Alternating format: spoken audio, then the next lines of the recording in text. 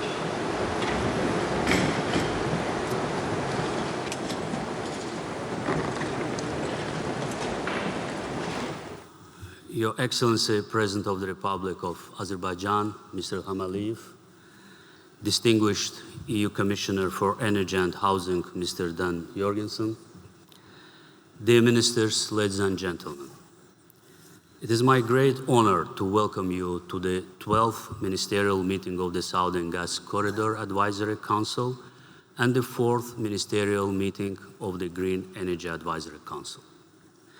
This gathering marks another significant milestone in our successful efforts to promote the balanced development of natural gas and renewable energy, as well as to further diversify regional energy connectivity. I would like to extend my deepest gratitude to His Excellency President of Azerbaijan, Mr. Ilham Aliyev, for his steadfast leadership and unwavering support in driving this success. It is now my distinct privilege to invite President Ilham Aliyev to deliver the keynote address. Good morning, ladies and gentlemen. First of all, I'd like to welcome all our guests. Special welcome to Mr. Commissioner. He just arrived and probably he needs to be in bed now, but instead he is with us. We highly appreciate that he participate at this important event, though we know that he had a very busy meetings back in Brussels. So really your presence once again demonstrates a strong partnership between European institutions and Azerbaijan in the area of energy and not only. As always, we at the annual Advisory Council review what has been done since the last meeting and also plan our joint future steps in order to strengthen partnership cooperation in the field of energy security and sustainable energy supply. It's already more than a decade that this initiative demonstrates sustainability, and now we understand maybe more than when we launched this initiative 12 years ago how important it is to gather together and to address important issues of energy security. Especially if we look back to these 12 years, we see different scenarios, different complications, challenges, problems. But despite all those difficulties and very hard times in our region, energy security provided by Azerbaijan and its partners to a number of countries really became something which we can feel on a daily basis. If you look to what has been done since we met last time in Baku last year, we see again progress. Every time we talk about progress. Last time I was addressing the audience saying that we supply gas to 12 countries. Now the number of countries where Azerbaijani gas reached its consumers reached 16. And by this number, Azerbaijan is number 1 in the world with respect to the number of countries it supplies with pipeline gas.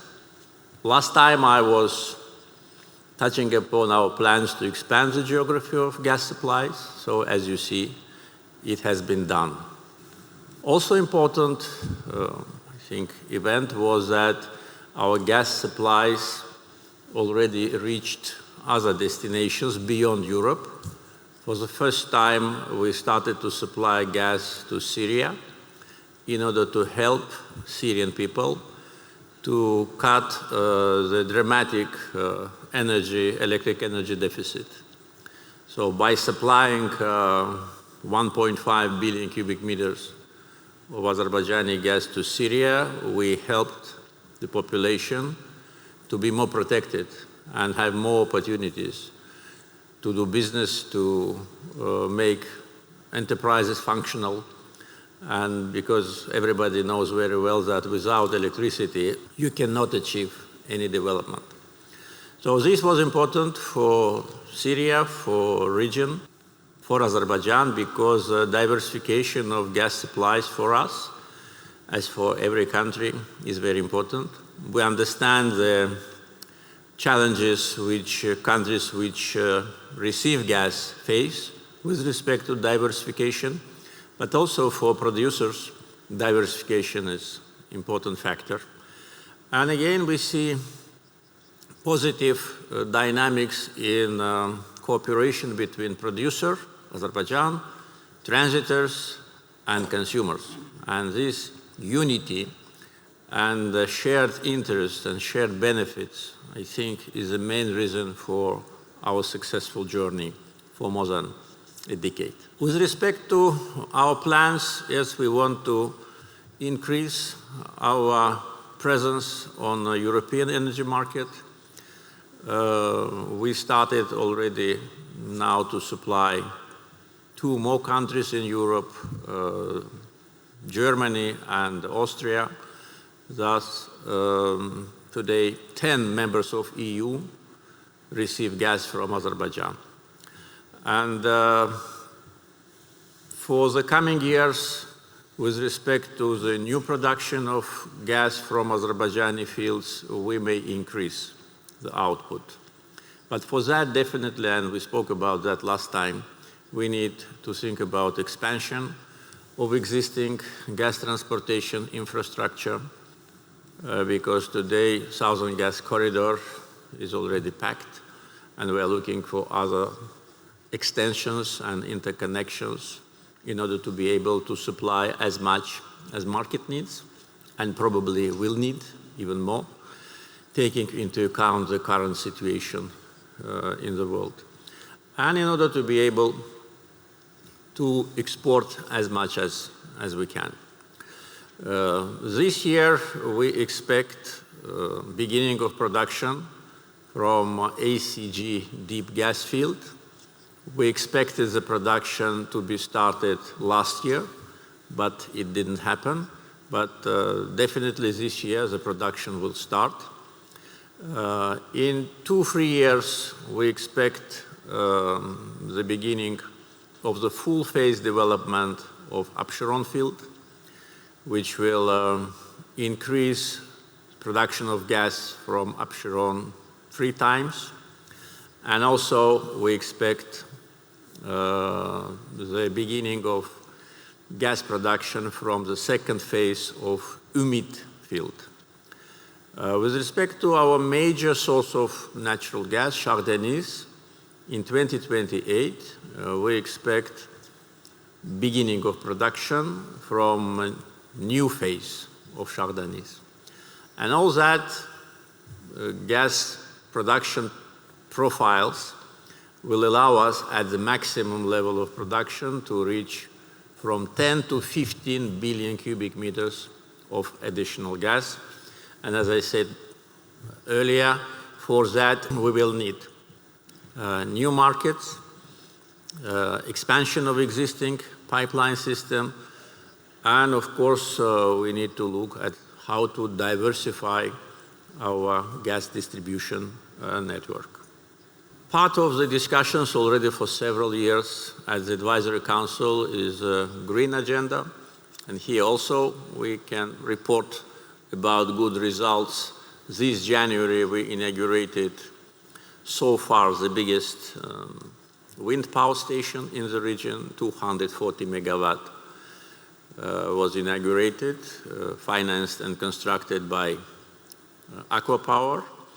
And this is additional source of green energy to what we already had in 2023. Masdar built 230 solar power stations, and several projects are already in the phase of implementation, and we expect the inauguration of new renewable power stations in the coming years. And here we have a good combination between foreign investors and local companies. Local companies, definitely SOCAR, but not only, and also private companies started to invest in renewables because we know that there is a great potential and there is a market demand. There are already transmission lines, but there'll be more transmission lines. We need to work on that. We need to work jointly on energy cables, stretching from Azerbaijan to Europe on the Black Sea, on energy cable from Central Asia to Azerbaijan. Both agreements have been signed, and the feasibility study is almost completed in one project and will be completed in another. And if you look forward, when all these projects are materialized, we'll see that there'll be a very sustainable and, I would say, existential for many countries energy corridor. Our renewable plans are based on the contracts which have already been signed. I would like to underline they are contracts, not MOUs, so it's contractual obligations. And by 2032, we expect from 6 to 8 gigawatt of electric power from renewable sources. So this, of course, is a big asset.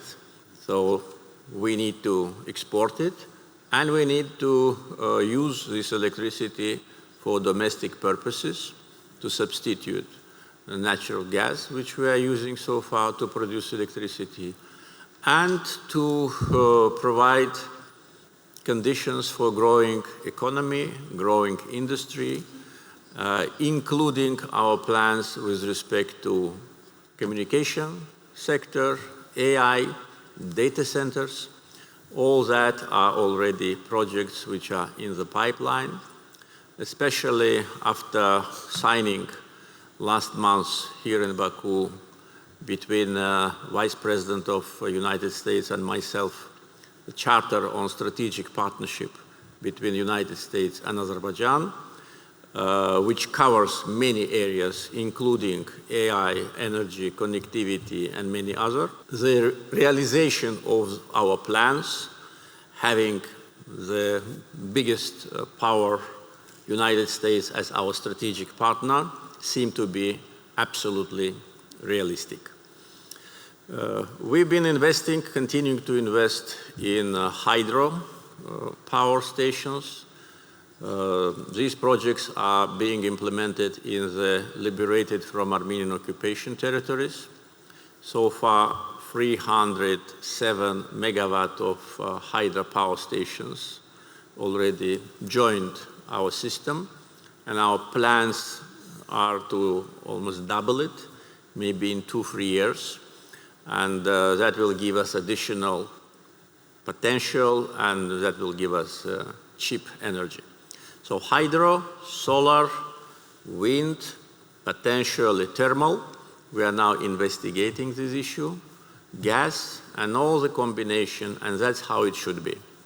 And coming back to what we discussed, even at COP29, when we were hosting this climatic conference, and even then I said, though I realized that it's not in line with the trend at that time, that you cannot ignore fossil fuels. If you ignore fossil fuels, that means that you live in your dreams. We all want to have safe and clean planet. We all don't want to see the complications of the climate change. And by the way, here one can see it, how Caspian Sea is shrinking year after year. But at the same time, we need to treat this issue from point of view of pragmatism and realism, and not from the point of view of ideology. So combination of fossil fuels, renewables, and especially appreciation of the efforts of the countries like Azerbaijan, which has reserves which can be enough for country and its neighbors for 100 years of fossil fuels, but nevertheless investing billions in renewables, I think this is how it should be. And I'm sure all these issues will be discussed at today's event, and we will come up with good solutions. Also, I'd like to underline that Azerbaijan also plays an important role as a reliable transitor of energy resources. We provide important transit of oil for Kazakhstan and for Turkmenistan, and year after year, the volume of the oil transported through our system is growing, and we are capable and we have infrastructure to receive more oil from the eastern shores of the Caspian. With respect to the issues related to our,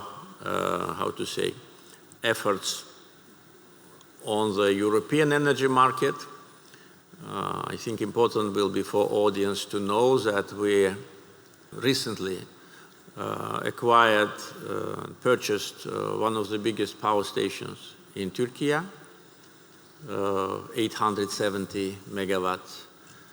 And last month, the contract was signed with Serbia to build 500 megawatts of power station in Serbia. So our contribution to energy security is not limited only by our boundaries and by Southern Gas Corridor.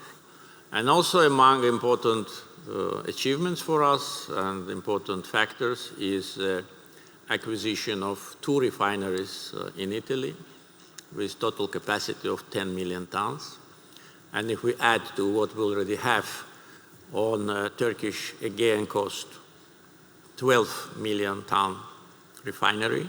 So in total, we will have 22 million tons of refinery capacity in the Mediterranean and Aegean, which in itself will definitely help to provide sustainable supply of oil products, and also thousands of petrol stations are part of the deal.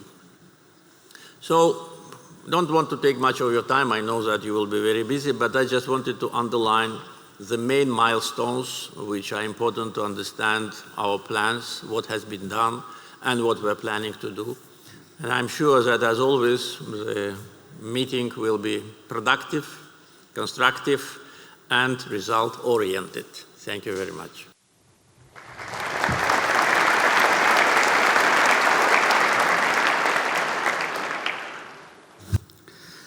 Your Excellency, Mr. President, we are extremely grateful for your invaluable remarks. The Advisory Council, established with a visionary initiative, has evolved into a vital platform, as you mentioned already in your speech, and it underscores the importance of diversification, predictable investments, and partnership in ensuring energy security and connectivity.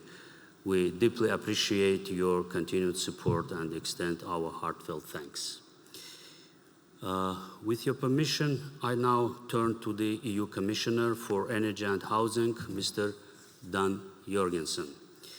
Azerbaijan's key energy projects are Europe-focused, shaping the ever-evolving Azerbaijan-EU strategic energy partnership. Mr. Jorgensen, the floor is yours.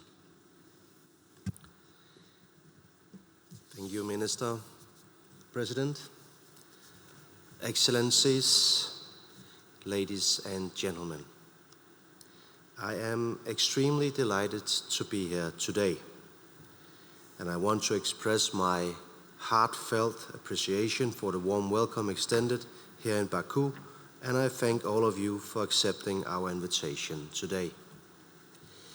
They say that good things come in threes, so today is the third day of the third month, so it seems appropriate that I share with you 3 key points for our discussion. First of all, energy security. In 2020, gas started flowing from Azerbaijan to Europe through the Southern Gas Corridor. In 2022, the strategic importance of the corridor became abundantly clear. When Russia began its war of aggression and its weaponization of energy, the European Union took the decision to diversify our energy supplies. To replace Russian energy, we turned to our most trusted and reliable partners, and Azerbaijan was chief amongst these. Since then, we have significantly increased natural gas deliveries through the Southern Gas Corridor. And since late 2020, the Trans-Adriatic pipeline has already delivered more than 50 billion cubic meters of Caspian gas to Europe. With the help of Caspian gas, the EU's dependency on Russian gas fell from 45% of overall imports in 2022 to 12% in 2025. And these numbers will continue to fall. In less than 2 years, the remaining 35 billion cubic meters of Russian gas that we are still importing every year will be out of our markets. The 10 billion euros per year that the EU spends on this gas bill will no longer finance Russia nor its aggression against Ukraine.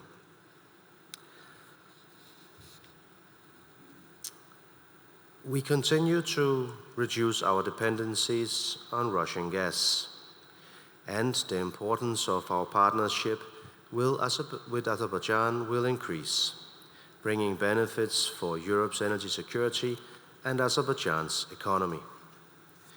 Since the Trans-Adriatic pipeline started commercial deliveries, Azerbaijan has earned around 24 billion euros in natural gas export revenues from EU buyers through 2024. My visit today is an opportunity to make it very clear. Azerbaijan's gas supplies will remain an important backbone of the EU's energy security.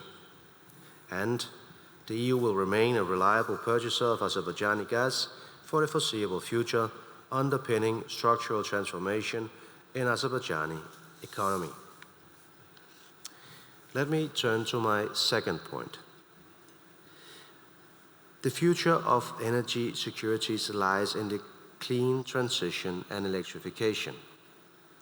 In the EU, we are deploying renewable energy capacity at record levels.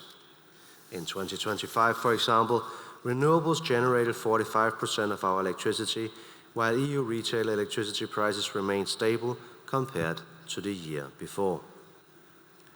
I know that Azerbaijan also foresees electrification as a catalyst to reduce domestic fossil fuel consumption, therefore opening additional opportunities for gas export revenues.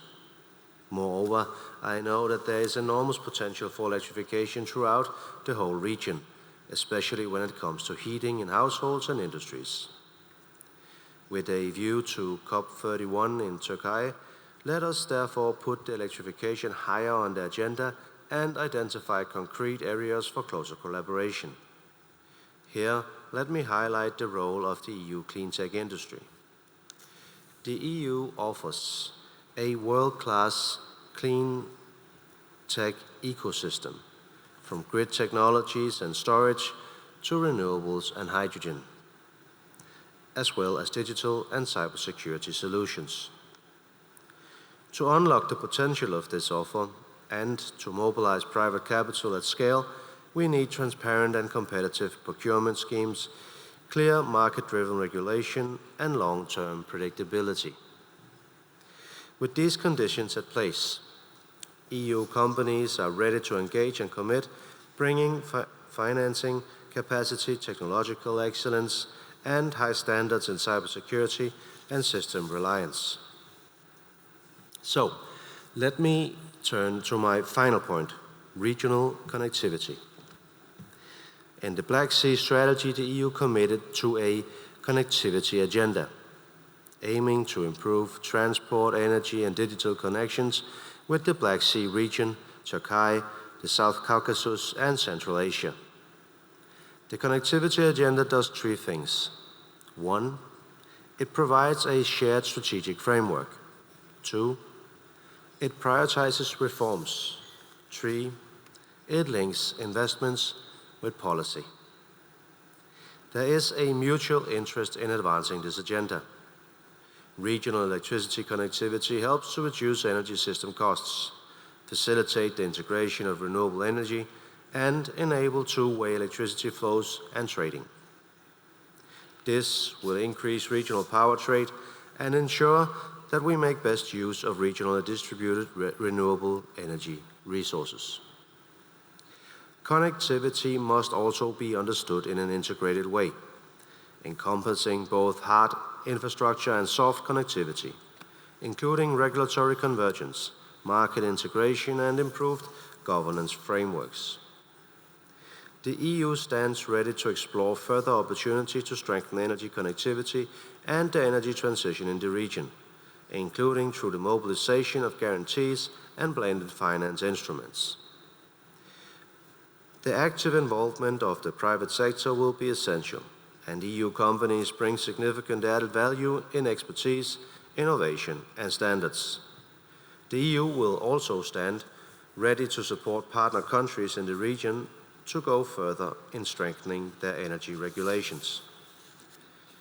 The recently launched third phase of the EU for Energy program will further advance this work and provide concrete technical support on bilateral and regional level.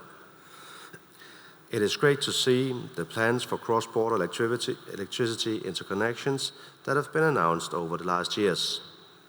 Considering the number of initiatives announced, it is important that these projects are implemented based on sound economic and system integration analysis. I look forward to the results of the feasibility studies currently being implemented. Dear friends, to conclude, let me once again thank you, Your Excellency, President Aliyev, for welcoming us here today. And let me thank you for giving us the opportunity to deepen our discussions and reinforce our relationships. In these turbulent times, these relationships are more important than ever. President, last year when we met, we did indeed say these are complex times.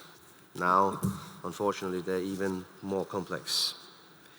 And with these objectives in mind, I thank you for your time and look forward to our discussions. Thank you.